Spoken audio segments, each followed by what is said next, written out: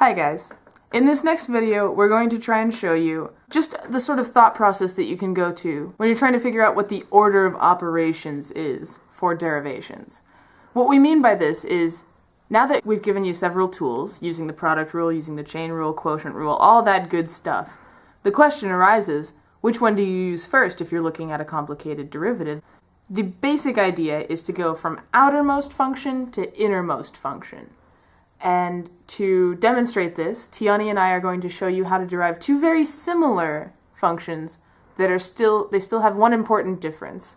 One of them will require that you use the chain rule first and then the product rule, and the other one will require that you use the product rule first and then the chain rule. So here's the first example. Say we want to take the derivative of sine of x times x plus 1 squared. So since you're such a pro now, you can see that this is both a product and a chain rule. So let's just put this in colors to make it a little more noticeable. So we're doing the product of sine of x times x plus 1 squared. But x plus 1 squared, I will just go over here to show you, is actually, let's do it this way, the chain of two functions. Basically a function in the inside, x plus 1, and the function outside, which raises it to power of 2. So first we treat this as a product because these are our two outermost functions. So we do the derivative of the first times the second plus the derivative of the second. And remember, the derivative of the second, you have to use the chain rule. So this actually becomes 2x plus 1, which is a 1 here, and then the derivative in the middle, which is just 1, times the first, sine of x. Hi guys. In the last example, Tionney showed you what happens when you have two functions multiplied together and one of them involves the chain rule. In that case, you use product rule followed by chain rule.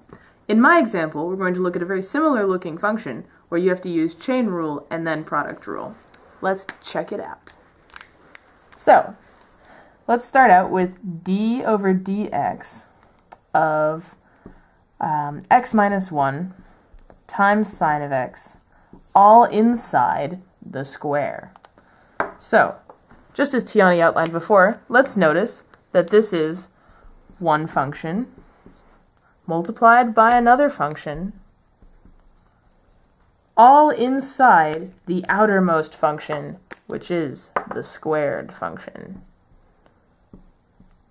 That didn't make any sense. Whee! All right. So, how are we going to derive this, you may ask yourself? Well, going from outermost activity to innermost activity, let's start with the chain rule. That's going to be take the derivative of the outside function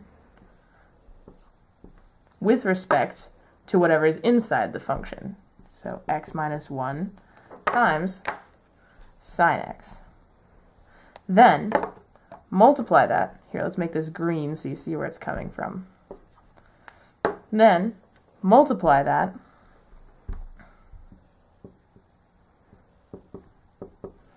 by the derivative of the inside. And to find the derivative of the inside, which is a product, we need to use the product rule. So, let's say that's x minus 1 times the derivative of sine x, plus sine x times the derivative of x plus 1. And when we solve all that out, we'll get 2x sine x minus 2 sine x all of that times x cosine x minus cosine x plus sine x. Let's put a nice big circle around that. Again, in this case, we went chain rule followed by product rule on the inside. Thanks for listening.